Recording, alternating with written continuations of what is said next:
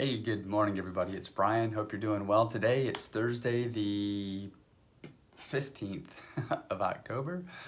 Just here for that quick update in the morning. We're going to run through forex, see if there's any opportunities there we can look at.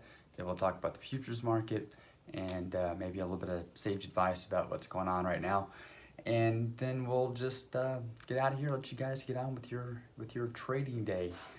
First things first, we always have a look at news before we really get into, kind of jumping into the swing of things here. So let's have a look at what the news has to allow for us right over here. And what we've got coming up today, well, you'll see on the calendar here, there's an economic summit, which is red. And I always talk about red reports and being aware of what those are. Summits, things that are all-day events like this, can be a big deal, but it shouldn't be. It's not a reason to just not trade, right? Sometimes there might be events that are, but this wouldn't be one of those. When things are happening all day like this, we just need to be aware there might be tweets or headlines and things that come from it that could be potentially market impactful, but it's not the same impact as when you have a planned announcement like employment claims at a specific time of the day. That's when we really need to be aware of what that report is that's coming out so that we can either A, avoid that news if we're not in a trade, or B, if we are in a trade leading up to that news, is consider how we're going to what we're going to do with that trade. Are we going to make any adjustments to it? Are we going to tighten our stops? Are we going to exit completely, wait for news, things of that nature, right? So the point of looking at the news calendar in the morning is to plan our day. And if we've got news coming up, let's say in the first 30 minutes, maybe we want to wait and then trade after that first 30 minutes as opposed to trading into the face of news. It's also to make us aware that there is news occurring. So if we see some big move on the charts, we don't get overly excited about what that is because it could just be some noise driven by an announcement, right? So anyway, long and short of that, really nothing high impact for the day that we need to be concerned about. We do have some medium impact reports here, the Philly Fed and the unemployment claims reports. These two, could be market impactful, although I think the bigger news right now is more around election forecasts and that the CARES Act, which they're going to vote on next week. So there's a lot to discuss, I think, and consider around that package. But for right now, the immediate news that's impacting us here would be the Philly Fed and unemployment claims, which are medium impact, so not really a big need to hold off on any trading opportunities if they exist for us. Now, what are the trading opportunities? Well, let's have a look over here and see which currencies are actually moving, which would allow us then to create pairs from that and potentially find some forex trades. So today, the big movers would be the pound versus the USD, pound versus the yen. Those are both pretty darn big divergence here and being very active. Now, with that said, the pound USD has already moved 120 pips. Its average is about 130 pips, for the day. So it's pretty much moved what its average range would be. Same with that pound versus the yen. It's moved 128, just call that 130 pips on an average of about 125 to 130 pips. So it's moved pretty much its typical range. Now, as I always say, and I'll always continue to say, does that mean it can't move more? No, of course not. It can absolutely continue to move more. The question is, I guess the consideration is, how likely is it under regular conditions? Is there something that's fueling that move that would allow us to exceed those ranges? And I typically like to just err on the side of caution and go, well, what is really happening here? There's not any major news right now that would continue driving that. So I'd rather just err on the side of caution and say, hey, if we've already gone what our typical range is, let's just sit back on the sidelines and see if there's something else that we can trade. Now, is there something else we can trade? Yeah, yeah, there's a couple other things that are potential opportunities there. Euro versus the CAD, right here, Euro versus CAD. Oh, over here. Euro versus the CAD right here. You've got they both kind of been trading together, which really leading up to now hasn't given it much of a range. I mean, it's only moved 38 pips, call that 40 pips. Average is into the mid 70s, low 80s on this. So, is there opportunity? Probably more opportunity here to move, considering that we're only about half of what the typical range would be. What about the CAD versus the USD, or the US CAD rather? How's that one look? We've got some divergence occurring there. Well, that one's ranged out. That one's moved 73 pips. Its average is about 77. So, I think there's opportunity on this for some movement if we get a burst of divergence between the euro and the CAD. So if this euro continues to strengthen, if we see it, seeing some buying activity here on the euro, then certainly we'd see some we'd see a little better divergence, and that would give us an opportunity to pair the euro and the CAD together and go ahead and take that trade in the direction of the shorter term intraday trend here. So if we look at where the intraday trend has been on the euro versus the CAD, really over the last few hours now it's been long. So if that euro continues to be bought, as we get further into the U.S. session and our buying and our volume details supports the buying activity on it, then we could certainly look at a breakout here at the top and see if we can't pick up those few extra pips. Now, if it just rolls over and the euro begins to weaken, drops below the midpoint, then it wouldn't fill us and we would just continue down here. We could close that trade out and simply not have an active trade on for the day. So, I would be looking long here though. If this euro continues to strengthen against the CAD, that would give us the opportunity to trade that breakout on the euro-CAD pair. You do notice probably my screen looks a little bit different. I eliminated some currencies here. I did that simply because I had a bunch of currencies up that I just don't trade. I've never taken a trade on them, and I think they were just there because they were there. I sat there and I looked at it. I'm like, man, it's kind of like hoarding. I had all these extra currency pairs up there. I don't trade. It's kind of like having crap in your garage that you never use. I finally got rid of it. So that's why my charts look a little bit different. All right. So anyway, moving on. So that's currencies. So there's forex. So let's move on over here. We'll talk about what's happening in the futures market, and then we'll let you guys get on with your day. So over here in the futures market, the S&P, it rolled over. We talked yesterday about the fact that we were testing that key level around 3,500 when we were in here in the morning. We're talking about 3,500.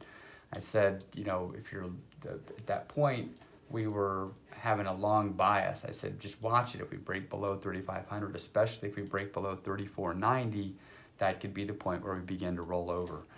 What did it do?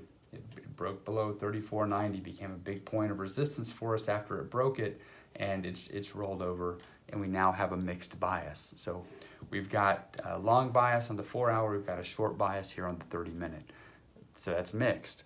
What does that mean to us? Well, I mean, if we're directional traders and we're trading in the direction of the market bias, that right here tells us, hey, sit on our hands. Let's not get antsy and do anything right now. One of two things can happen very often after a big move like this. Traders that weren't part of that move tend to have some emotion around it sometimes. Not all traders, but some have emotion around this. If they weren't part of this move, they may look at that and today go, man, God, look what I missed. And they'll start doing the math on what they missed out on. And then emotionally either try to go long because they weren't short, they missed the short, so now they'll just go long for no real rhyme or reason. They'll just go long because they've, quote, got to get it back, or they just want to participate in this. Or they'll try to start shorting it again to be part of this move, but with no real rhyme or reason around why they're shorting it. So just be careful. You know, if you feel emotional, if you weren't in a trade and you feel emotional about this big move that's happening right now or has happened yesterday and into the first part of today, breathe. There's always another trading opportunity, and we trade what our trading plan tells us to do, right? And if we're trading in the direction of the bias, we need to wait for there to be a confirmed bias. We need to wait for the market to give us that direction. This has a little more that it can pull back. I talked about that yesterday. I mean, we can come back quite a ways before we really even roll over into having a short bias. And a lot of this was news driven yesterday when we had the announcement that we were still off on that potential deal with that CARES Act. Any positive news on that is going to spike this back up. This is totally emotionally driven. So, be aware of that. Be aware of the emotion in the marketplace and be cautious with that. So we've got a long ways we can go. This can come all the way down to 3,400 and still not have flipped into a selling bias on the 4 hour. So, be very careful with what you're doing here right now and consider the fact that we have a mixed bias. The short term is short, the longer term is long, so that bias is mixed. If you absolutely have to do something, if you absolutely can't just sit on your hands and wait for the market to give you a directional bias, there's a couple of things you can look at. You can try to trade in the direction of the 30-minute here, which would look like, if we see a pullback, back up to 34.70, you could look to sell off of 34.70, which would be, this 4 hour up here. Watching 34.50, which is kind of where we are right now, where we've been seeing this on this morning, 34.50, another key level, 34.45 is where the 4 hour is. We're below it, so you could even look at potential, pullbacks to here and short it off of that. I would say, if we approach this 34.20, 34.15 level, this would be the spot to potentially look at buying opportunities. So if we do push down here, you might be able to pick up a couple of points by buying off of this next key level down here. Of course, with anything, always be prepared to be wrong, have a stop in there. The other thing, I'm just going to say it again, if you're a directional trader and you're trading on the direction of the bias is mixed. That tells us don't do anything. So I said what I said just for those people that can't seem to sit on their hands. When you get in markets like this, it's a good time to sit on your hands, right? It's a good time to sit on your hands.